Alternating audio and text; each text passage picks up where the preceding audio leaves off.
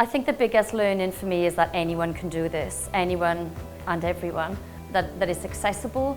The 10-step process is certainly doable, and that there is support that comes along with this, which for me was very important.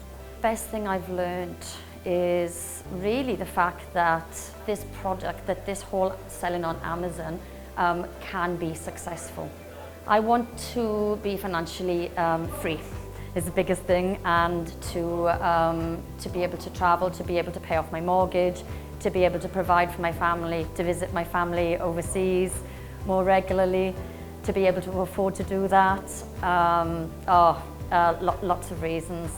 And being an English teacher, I was hoping that it was something that was within my capability, with my knowledge about language. I'll give it a go. Exactly what Amazon says, or what Alex and Peter and Ian have said, take action. It took me a few weeks actually, it's taken me a few months of research to actually take action myself.